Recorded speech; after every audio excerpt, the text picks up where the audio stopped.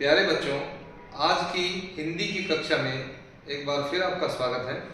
और आज की हिंदी की कक्षा में हम वचन बदलों का भाग नंबर 2 आपको सिखा रहे हैं।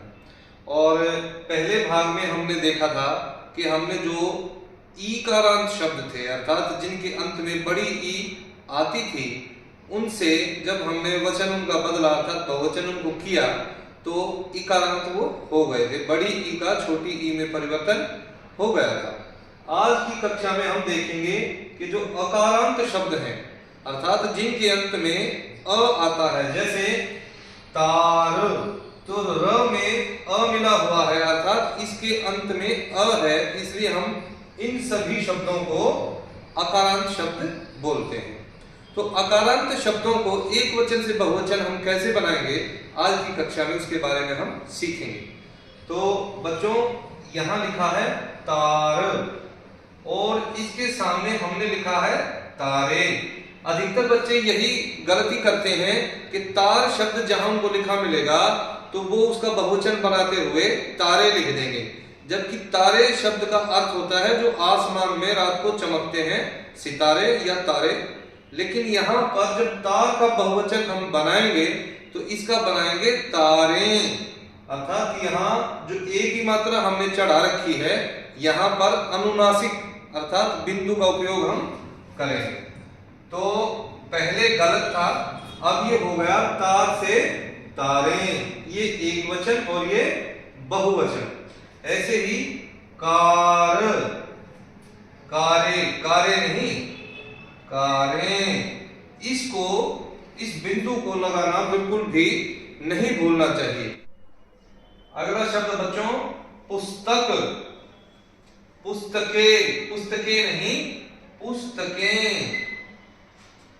जुराब, जुराबे, जुराबे नहीं जुराबें। भेड़, भेड़ का भेड़े नहीं भेड़े। गुल्लक, गुल्लक का गुल्लके नहीं गुल्लके। अर्थात जब हम मुंह और नाक का प्रयोग करके बोलते हैं, इसको बोलते हैं अनुनासिक ध्वनि। तो यहाँ पर जितने भी ये बिंदु हैं, ये सारे के सारे अनुनासिक के बिंदु हैं, ये लगाना आपको बिल्कुल भी नहीं भूलना है। अगला है पतंग, पतंग का पतंगे। यदि हम पतंगे लिख देंगे तो वो हो जाएंगे जो आग के पास रात को मंडराते हैं, दिए के पास मंडराते हैं, वो जीव, वो पतंगे। लेकिन यहाँ है पतंगे, अर्थात पतंगे कौन सी, जो आसमान में उड़ाई जाती हैं। सुरंग, सुरंगे, सुरंगे नहीं सुरंगे। तरंग, तरंगे, तरंगे नहीं तरंगे। अगला है किताब, किताबें, किताबें नहीं किताबें। और अंत वाला है मेज, मेज का बनेगा मेजें।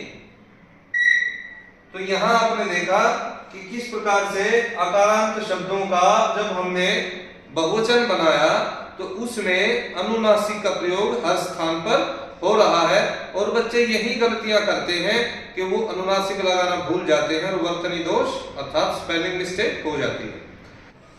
बच्चों, कुछ शब्द ऐसे होते हैं जो एक वचन में और बहुवचन में एक समान बने रहते हैं, उनके अंदर कोई भी परिवर्तन नहीं आता। जैसे थाल, थाल क्या होता है, जिसके अंदर हम खाना खाते हैं उसको बोलते हैं थाल।